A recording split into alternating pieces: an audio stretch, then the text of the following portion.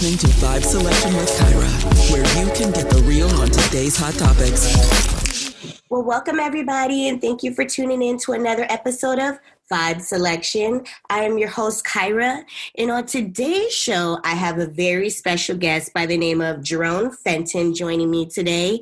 Jerome is a serial entrepreneur who from a young age has acclimated several successful businesses from the ground up. Jerome also hosts his own podcast called H for Hustle, where he offers a complete guide on tips for other aspiring entrepreneurs to build successful businesses. How you doing today, Jerome? I'm doing great. Thanks for having me.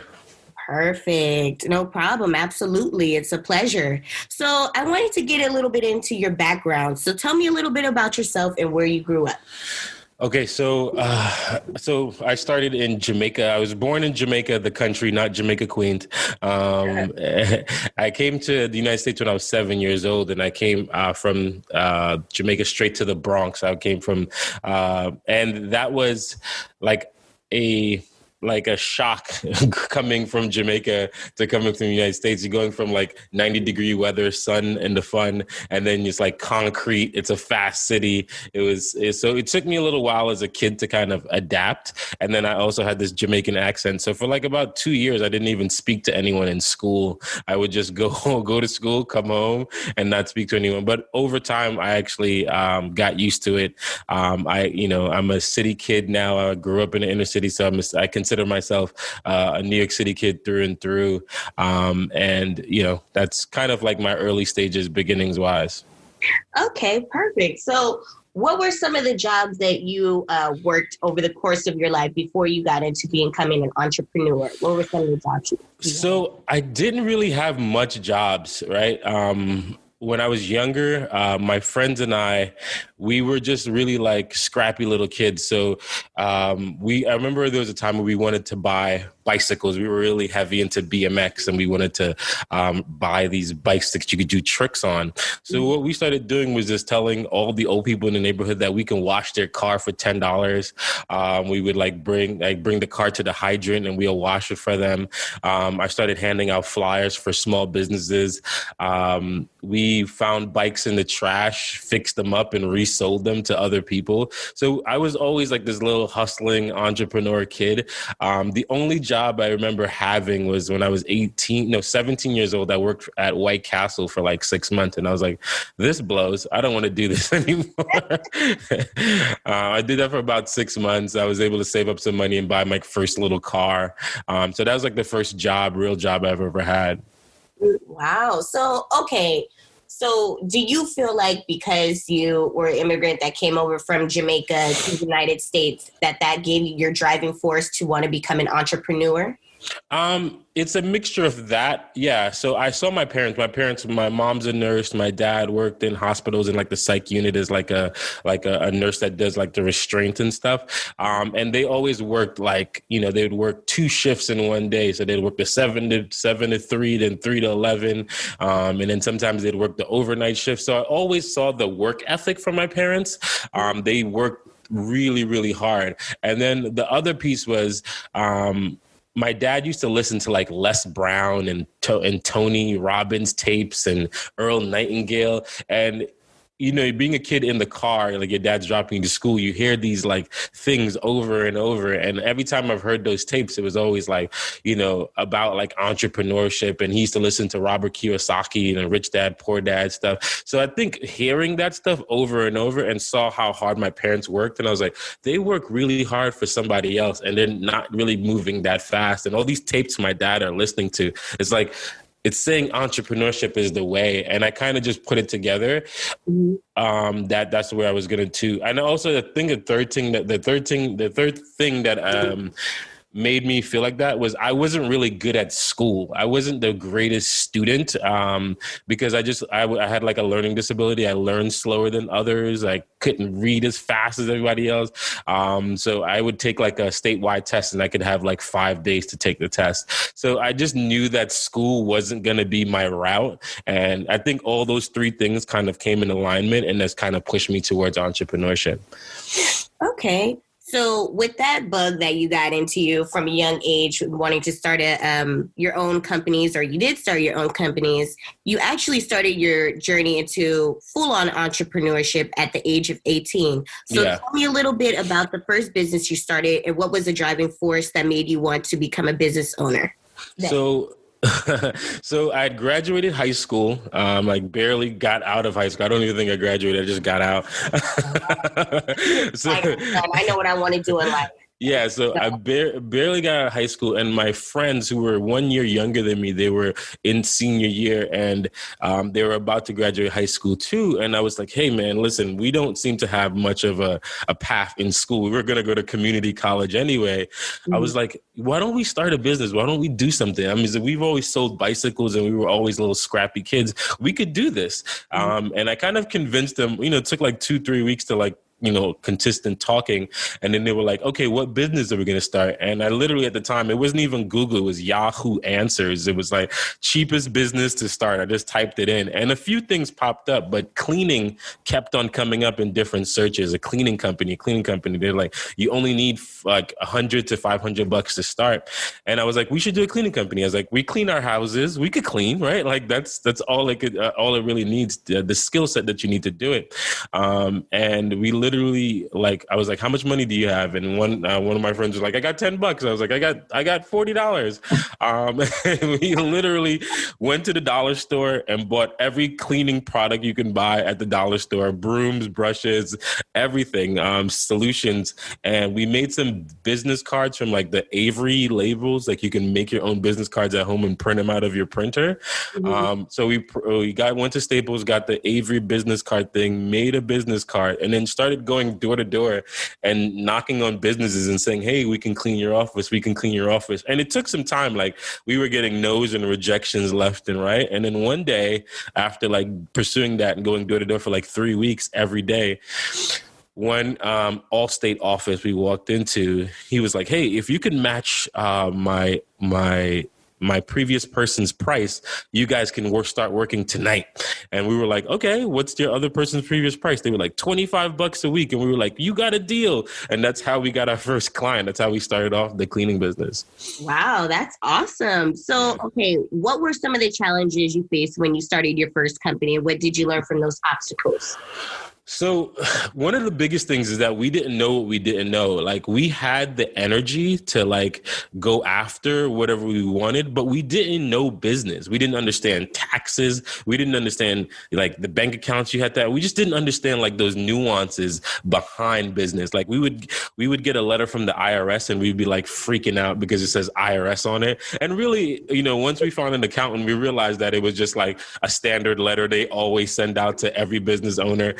So a lot of the problems in that first business was that I didn't know what I didn't know. No one taught us that. I didn't come from a family of entrepreneurs. I didn't know people who had businesses. So a lot of the skills that we were learning, we were literally learning on the job. As the problems came up, we fixed it. And also one of the problems very early on for like the first 2 years is that we didn't have funding. All the money that we were making, we were putting it right back into the business. So we didn't have like a true fund to like build from. Every time we made money, we'd use it to buy another product or buy another thing. And that was the reason that it kind of took us a while to learn that business, because we just didn't know businesses in general. As 3 young kids from the inner city, that was our biggest problem. Mm-hmm. But you had the hustle and the drive to make something happen for yourself, right? Yeah, that's it. So, by year 3, we had found a mentor, a guy that had a cleaning business for a while. He started navigating us through and giving us advice to help us move a lot faster. So we eventually started growing that business relatively quickly. And after the third year, we had broke $100,000 in sales, in revenue. And then 2 years later, we were doing like about $500,000, $600,000 in gross revenue.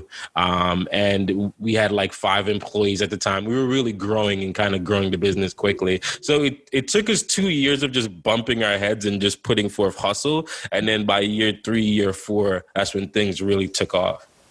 Wow. So, okay, now you mentioned previously that you didn't go to college and you just decided on just becoming an entrepreneur and going head in first. So do you feel like not attending college was an obstacle for you, or is it necessary for any entrepreneur that wants to get into the business to go to college? I think society makes it feel like you should. I felt like if that year of building the oxygen cleaning services at the time, those 5-6 years that we built that company, I felt like that was my college. I felt, yeah, it would have been great to know about like business and taxes and all those things. But every time I spoke to someone who went to college for business, they didn't learn half the things that I learned actually running my business and actually being in it and being head first. They still don't know half of that because they don't teach it. They teach more of the theory of business, but there's so much things theory misses out that actual reality covers, you know? So for anyone that's thinking about pursuing it, if you have the aptitude and the hustle and the drive and the work ethic, you can do without college, but just do know that your first couple of years, you're going to have to put in the education. You're just going to have to learn by failing. And that's part of the process. Exactly. So it's all about trial and error when it comes to business. There is no book, Entrepreneurs for Dummies or anything like that. You can self-educate yourself a bit, but there's a point where you're just going to have to learn by doing. And I've also met people who have their MBAs and went to like Brown or Dartmouth, and they still can't run the business that I ran, you know? So like it doesn't really, sometimes I think it doesn't really matter. I think it depends on the actual person and the grind and the grit that person has. Exactly. Street hustle you had. Yes, 100%. So you went on to build several successful businesses in many different industries. What were some of the other business ventures that you went on to launch? So after the cleaning company, we sold that business. We were able to sell off all our contracts, all of our materials. We actually made a little bit of money. You know, at the time, no one tells you about capital gain tax and when you sell a business, how much taxes you actually pay. So we were able to sell that company, and I kind of like took 6 months off because I was just 100% just grinding for like the last 6 years. And then my dad told me, he's like, what were you afraid of in your cleaning company? And although I did it, I wasn't the biggest fan was the sales part of it. And I was so afraid of like walking into a business. I did it, but I was always nervous. So my dad said, whatever you're afraid of, you should go towards that and you try to learn how to do that. And the next thing I did was I started a door-to-door sales company. I took some sales training for like 6 months. And then after that, I decided to start my own door-to-door sales company. Wow. Okay. So you pretty much took the leap of faith when it came to the next launch. You were like, okay, so I have some of the skill sets that I learned from the first time launching the cleaning business. And then you applied that to ultimately coming up with your second business venture, right? Yes. Got it. So did you ever feel that being a Black entrepreneur that you were ever undermined at times when it came to your white counterpart? Like when you were trying to get investors for your company, did you ever feel like it was hard to find investors if you needed them for your business or loans? 100%. Because one, we were Black inner city kids, but also on top of that, we were kids. We were young. We were like 18, 19, 20 years old. So no one wanted kids to give them anything. We didn't have the credit. We didn't have anything. So we saw that a lot. And then also when we went out on bids, we saw the friendships and the relationships. We had got on a bid to like clean like 12 HSBC banks. And then there's this guy who's been in cleaning forever. He's white and he's been doing it for a long time. And the person who we're trying to, sell this business to, he's white as well. And he gels more with the older white man who's more of a counterpart to him. And we're the younger Black kids just there. So we saw it a lot, but we didn't let it stop us because we knew like that was an obstacle that we had to fight through anyway. And the customers who were going to be for us were going to be for us. Got it. So do you believe that Black entrepreneurs are overall underrepresented when it comes to actually business ownership? 100%. That's something we don't talk a lot about in our community. We don't see it a lot. Like that's the problem that I had. We didn't have a lot of people who we could go to who've done something like this before. Our family were just workers. So we just knew they went to work, they came home. That's all they did. Mm-hmm. So So why do you feel that is when it comes to becoming an entrepreneur? Why do you feel like African Americans are oftentimes underrepresented when it comes to owning their own companies? And you mostly see white people doing it and owning so many businesses and accumulating generational wealth.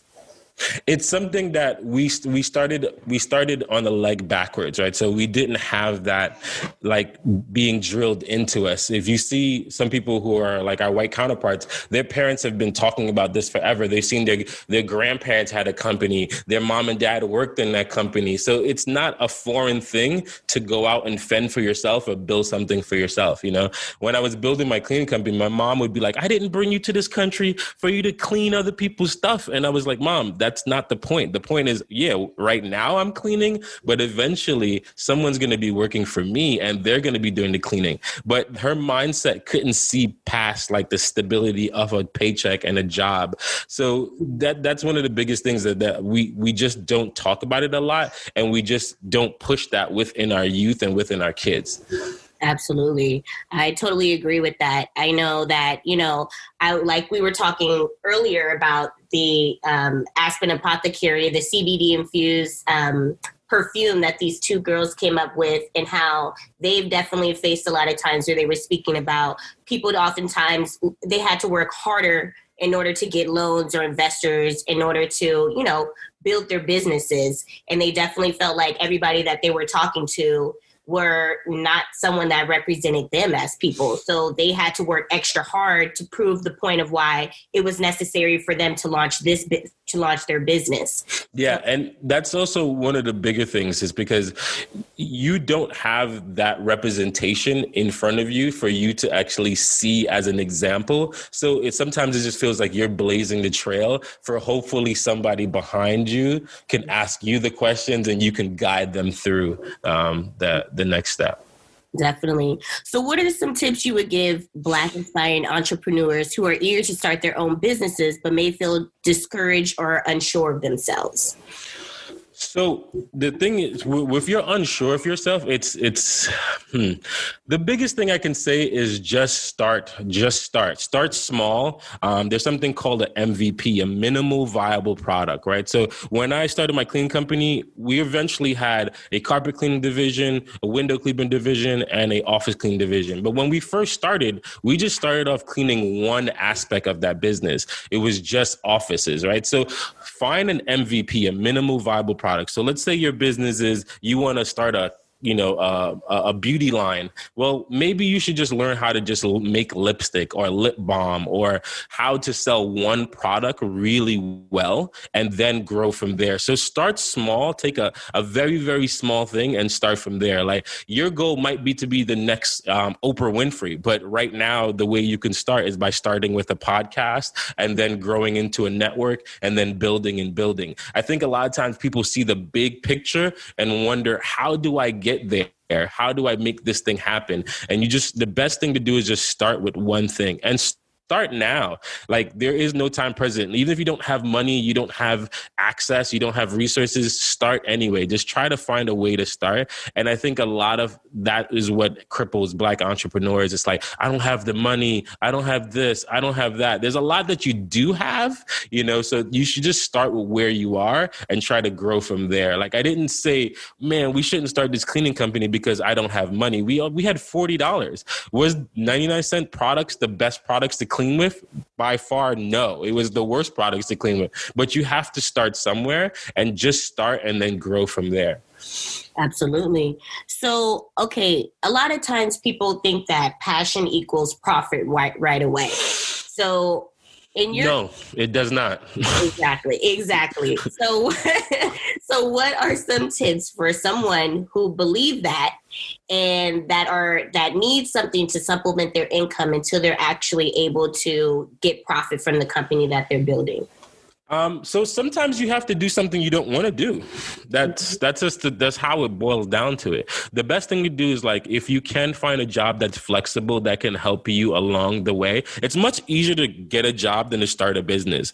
And you might need a job to hopefully transition into your company. So sometimes you might have to just get a job that you don't like, that is not something you're super passionate about, but it gives you the flexibility to work on your business that you're trying right now. And I always recommend that. Get something that maybe has, you can work 3 days a week and it's flexible. Or maybe, you find one of my clients that I coach, she wanted to build a very big business client. She wanted to build a beauty salon, right? And she had this big dream of building this beauty salon. But I told her, in order for her to do that, she has to find something that she can get the flexibility so she can run and like do hair when a customer or client calls. So she actually started doing a loan signing agent, or like a mobile notary public. That's kind of what it is. That's the business that she started that gives her the freedom to then eventually, when her clients call her to do hair, she can stop what she's doing on one side and then focus on her business. So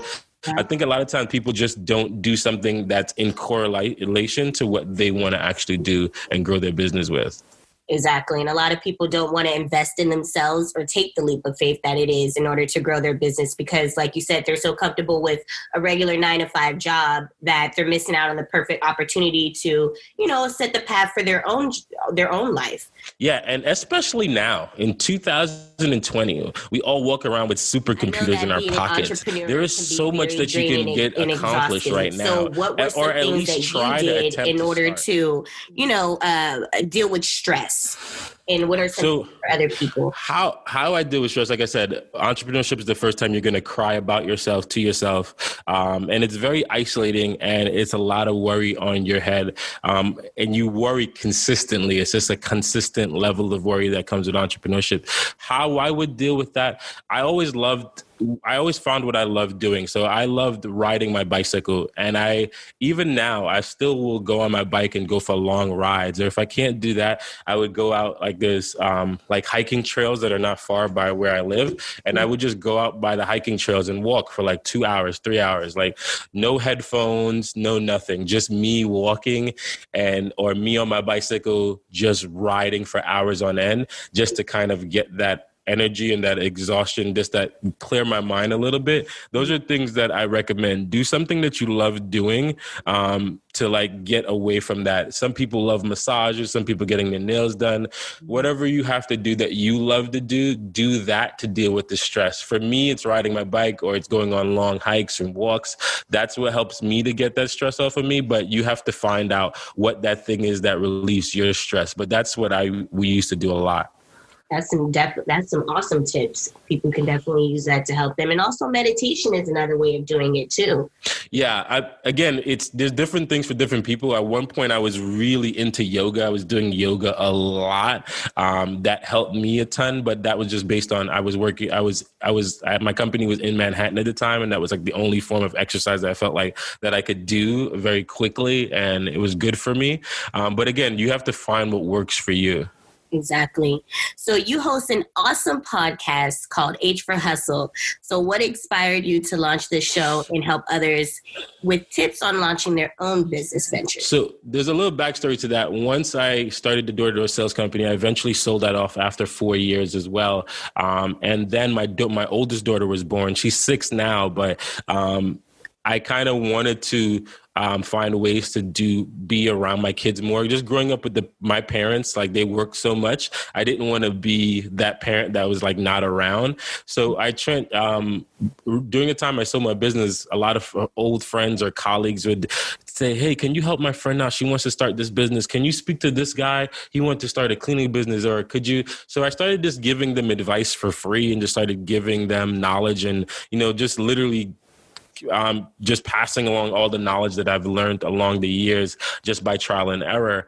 And out of that, I realized that I was starting to coach people, and I really liked it. I was like, I did cleaning. I did the door-to-door sales company. I had an online like selling products, but like this, I was just lit up when I was talking to people and I was giving them advice and I was giving them all the information. And then I would see them start off from nothing, and then they would grow and grow and grow and grow, and it would just make me feel like a proud dad or something, or like a good coach. I started coaching people just because of that, and just started coaching people how to build their business from like concept to reality, how to set out a basic blueprint and then follow and go after that blueprint. So because of that, I wanted to start a podcast so that they can hear other stories of people who have started from a 9-to-5 job, quit that job, and then built their company. So H for Hustle is just stories of entrepreneurs that have quit their jobs and started their own company. And each person's transition to that is different. Some people, teeter off, some people quit, and it's in different industries. So that's one of the reasons why I started the podcast, was to inspire someone who's sitting in that cubicle dying a slow death, and how they can actually leave that job and go and build their dreams, the company of their dreams. Mm-hmm. And I'm actually a first-time entrepreneur. I actually at one point in time wanted to go to school to become one, but like you said earlier in our conversation, that it's not necessarily necessary to go to college in order to be an entrepreneur. So I decided during this pandemic to take the leap of faith, and I will say that I couldn't be more happier. Okay. Congratulations. There's a long road ahead, but yes. Congratulations on the first step. Thank you. So, okay, with that said, what are some tips what are the step-by-step guide for the hustlers what are the step-by-step tips that you give other hustlers who go to you seeking guidance on how to build their businesses and launch them? The first tip that I would give is make sure you understand where your money's at. Understand a break even for yourself. So know how much all your bills are, like exactly where your bills, your numbers. Know every aspect of your bills. If you make, right now you're at a job and you make $4,000 a month and your bills are $3,500, that means there's an extra $500 to play. If you don't know where your numbers are, you're going to have a tough time transitioning. So make sure you understand where your numbers are. If anything you can cut down. If that's Spotify membership, if it's Disney Plus, like cut some of those things that you don't really need and try to go down to understanding where your true numbers are and what you need. Now, once you understand your numbers, see how much of that you can put aside to feed into your business, right? So for you personally, you started a podcast, so you might not need much. You might need a mic, a computer, some basic stuff to start. If you're going to start a cleaning company, understand what it's going to take to start that, and then start putting some of the money from your 9-to-5 job into that passion. The next thing is create an MVP, a minimal viable product. So if you can start with something so basic. So like I said, if you're going to start a clothing company, maybe you just start selling t-shirts. Now, what's the simplest way you can sell a t-shirt? Maybe you can't print the t-shirt. Maybe you don't have the resources for that, but there are other resources, maybe like a drop shipping or a print on demand company like Printful or Teespring or TeePublic. Try to start with the most basic thing possible. So if you have your finances right and you could put some money away towards that, then just choose an MVP that you can put some money towards, and then start building out that MVP and get really good at delivering that one thing. Get really good at making a t-shirt and delivering a t-shirt and making sure your t-shirt experience is the best t-shirt you can actually give away. And once you've mastered that t-shirt experience, it might take you 6 months, it might take you a year. Start cutting back your hours on your work. Go down to 3 days a week and start focusing on your MVP more, and maybe add one more thing to your MVP. So now you're selling t-shirts and now you're selling hats, and now you can then slowly spend more time there. So you cut down from your job from 40 hours a week. Now you're doing, let's say you're doing 25, and then you spend that extra 25 on your actual business, and then you slowly teeth off of your 9-to-5 into building out your company. Once you do that, then I would say, I tell everyone, then you go get legit, go get like an LLC, go do all of that. I wouldn't do any of the LLCs and all that stuff until you've mastered how to build your MVP. Mm-hmm. So it's pretty much just doing little by little, not putting too much on your plate at once and then getting overwhelmed and then just saying, well, this is too much. I'm overwhelmed. I'm exhausted. I give up. Yeah, exactly. And that's where a lot of people quit, because they quit on their dreams because it seems like it's too much. So instead, there's a quote that I heard is, how do you eat an elephant? One bite at a time. So you just have to chop it down to the most simplest thing possible and then start there. I think when you do that, it's much more accomplishable than to try to say, I'm gonna want to be Oprah Winfrey out the gate. I want to build, I want to build North Face right out the gate. I want to start off with 20 product lines. It's like, it's overwhelming, and you will get discouraged by doing that. Definitely. But also, again, I just want to make this clear. Not everyone's situation is the same. Some people might have a better break even and have more money to put towards their thing, so they can excel much faster than others. But definitely just try to start with them, again, with the smallest thing possible, and then grow it from there. Mm-hmm.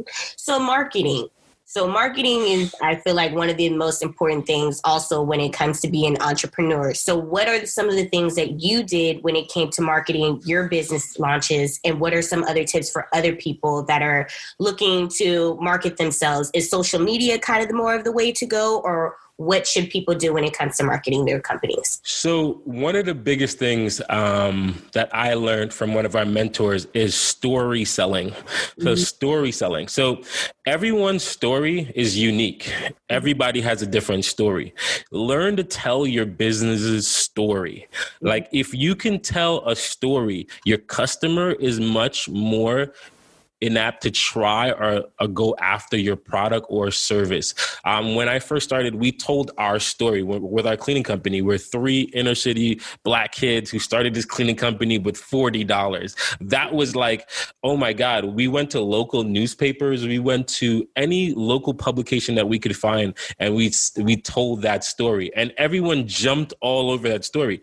Now, that was our story. We were 3 inner city kids and we started a company with $40. But that story just resonated with people. So first thing you have to do is learn to tell your story. Everyone has a very specific story. I think a lot of people spend time spamming on social media or are spamming everywhere, emails. Try to learn to tell your story and get good at telling your story. Your story could be your marketing for a very long time. It could be your marketing forever.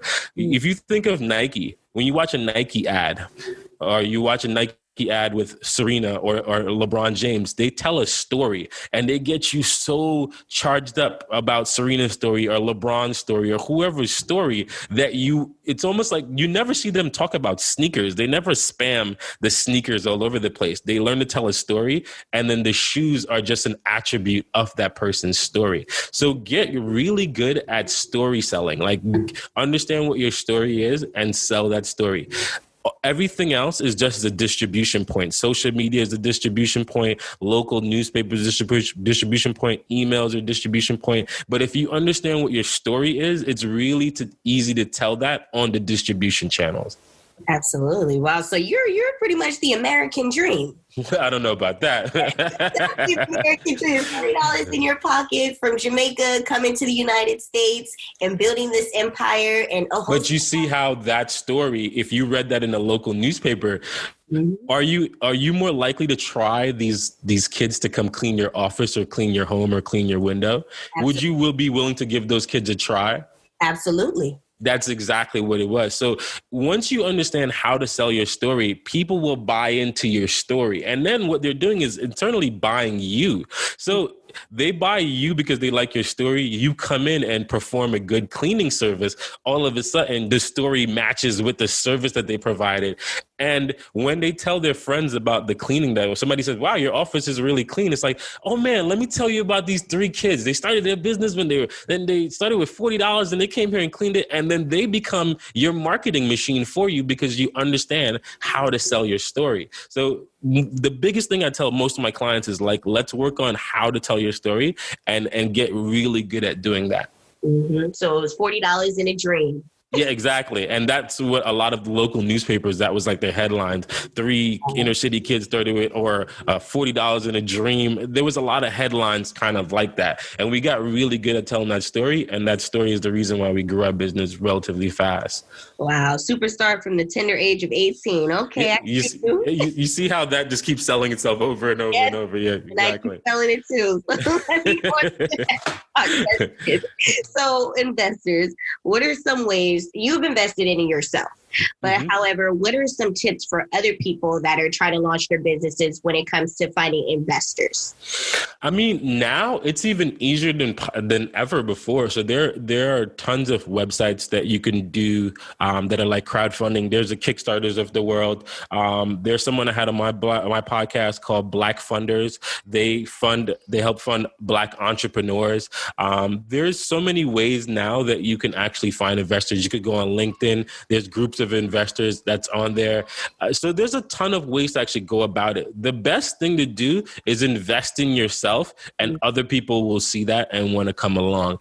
Because if you put forth the effort in you, you'll find investors. My first company, our clean company, about 2 years in, one of our clients became our first investor because she was like, you guys show up on time. You show up every day. I love what you guys are doing. I consistently grow, and I want a piece of this. How can I get involved? And she was our first $10,000 investment. But that was just because we've put 2 years prior investing in ourselves and investing in growing our business. So a lot of times is that if you're doing the upfront investment on yourself, other people would recognize that as well. But there's so many ways. Like there are Facebook groups where there are angel investors just sitting in there waiting to invest on something. So it's really, there's a lot of avenues now to find ways to fund yourself.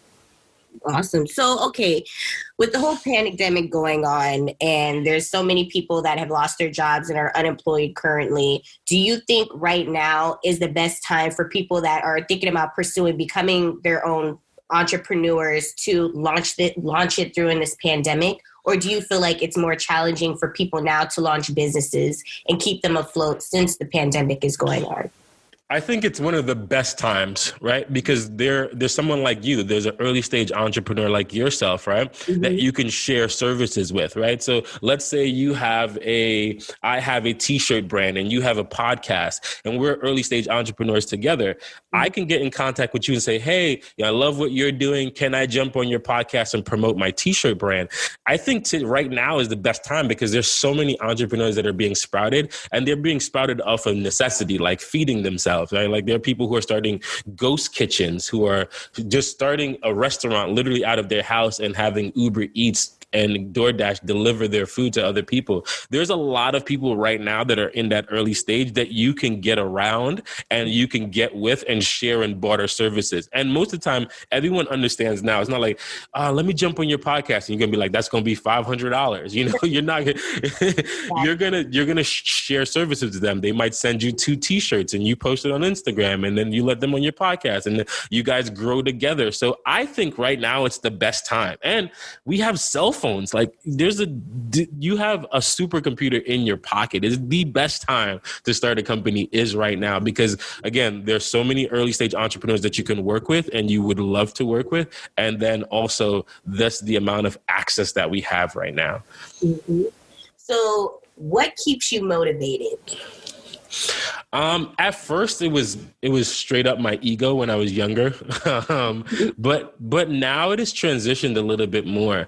The older I get and the more I keep like building and building things, the more I want to like help other people. Like I want to give back and pour into other people. Like now part of H for Hustle, something that we do as a company, once a month, we have to go and volunteer and help. That's like the people who edit the podcast, everyone who works with me, like we all have to volunteer. Sometimes we do it together. Sometimes we don't. Sometimes it's just like a person's going to give blood, or they're going to go to a food bank, or they're going to read books to kids online, or whatever it is. But like that's something now that I've put into my company. There has to be a give back to it. Like there, you have to give into others, because it's like the older and older I get, the more I realized I was just taking, like as an early stage entrepreneur, I was just like pulling. I wanted more and more and more and more. And I wasn't putting anything back in the soil. So now for me, I want to plant a lot more seeds than I want to take from the ground, if that makes any sense.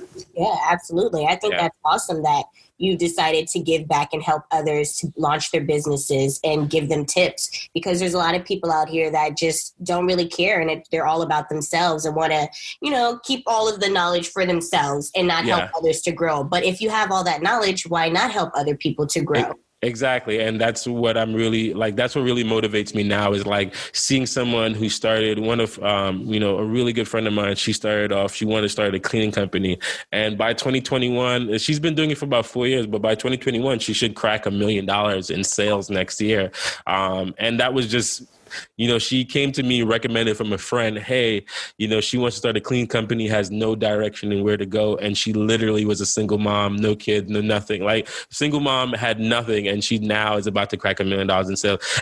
And I don't want $1 from her. I'm just so excited for her. You know what I mean? So like, to me, that's what keeps me more motivated, that because of my advice and me speaking to her, she's now being able to change her life for herself and her kids. So that's, to me, that's like huge. And I want nothing from her, but I just want her to keep on winning.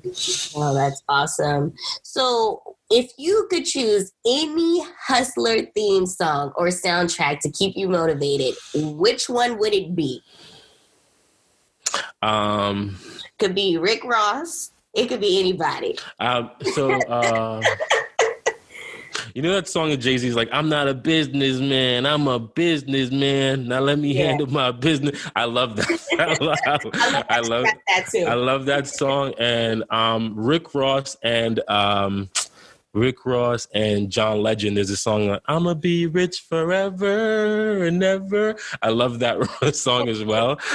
So those are like I guess I'll put those on to like really pump me up. Those are the two songs I really like will play back to back. And then lately I've been listening to a lot of Nipsey Hussle. I wasn't a big fan when he was alive, but I've definitely started spending a lot more time with his music. I'm not fully in depth with every song, but I'm really becoming a very fast fan of his. And he was definitely a successful businessman and entrepreneur himself. Yeah. And the story behind him is the reason why I started listening to the music. So again, story selling, right? Like, his story after his death was like, wow, this guy was really building something here. And that intrigued me to then listen to the music. And now I'm becoming a fast fan of his. So it goes back to, again, to that story selling thing. But that's one of the reasons why I started locking into his music. Oh, that's awesome. So a hustler's mind never stops producing. Do you have any up-and-coming business ventures in the works that we can expect anytime soon? If so, what can we expect? So I've partnered with a friend of mine, Jerome he has a company called Crew Love, where he builds wine. He helps people build their wine brands. He also has a wine brand that he's partnered with Raekwon. And I'm also partnered in on that company as well. So it's more like they do social media, digital marketing for wine companies. So I'm partnered in with that company more on an advisory side, and some sales stuff as well. So but again, I don't run that day to day. I'm just more like an investor and an advisor on that. And then the rest of it is just H for Hustle. I've just building H for Hustle. Next year, we're going to be launching our 100-day goals accomplishment. A lot of people want to accomplish goals, but I think goals should be set out as sprints and as 100-day sprints, right? 100 days is enough to accomplish any true big goal in your life. Like, if you want to lose 20 pounds, you shouldn't want to lose 20 pounds in 2 weeks. You should want to lose 20 pounds in 3 months. So next year, I'll be launching our goal setting initiative.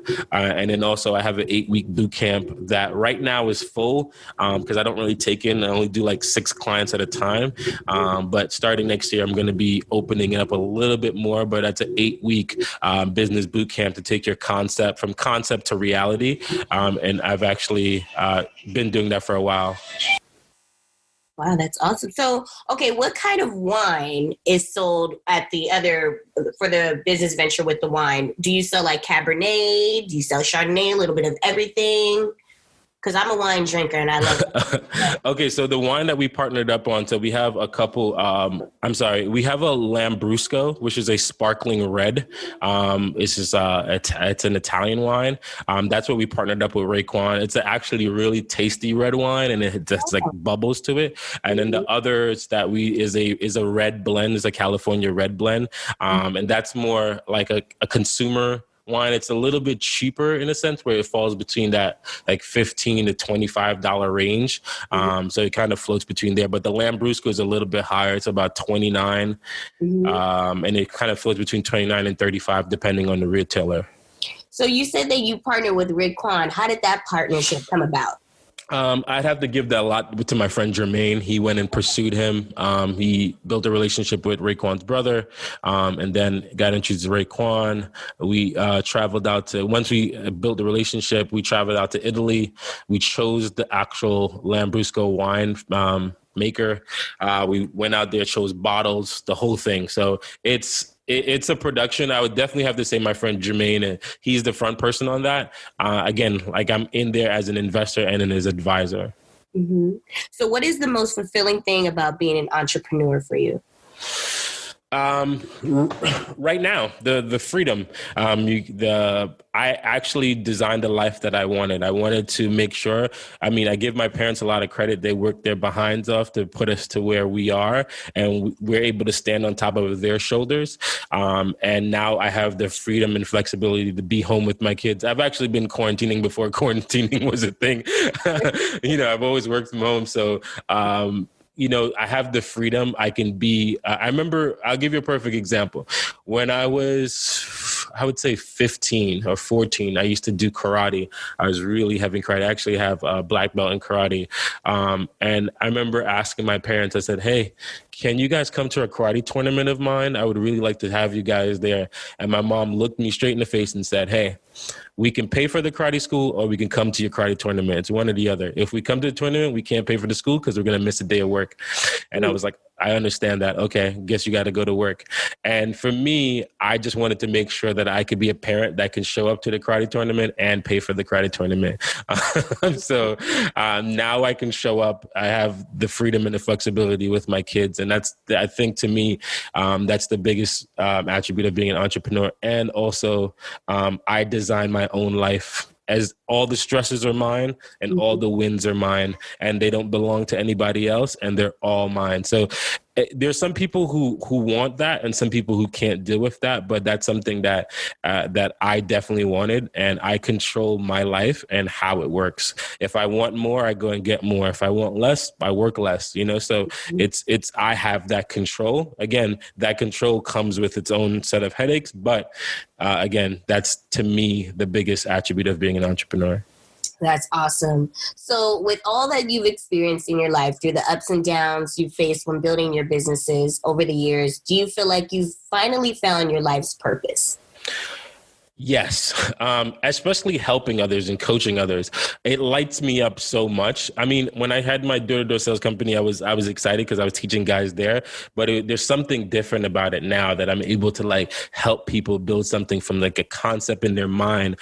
And it's that moment when you're talking to them or you're on a Zoom call with them and you see that it clicks, and that then they sell a product or they sell their first service, and they're so excited. For me, it just lights me up that to see somebody take an idea that they had in their mind, bring it to reality, and now make money from it. It's one of the craziest things to actually see in somebody's eyes, and how proud I am of people when they do that.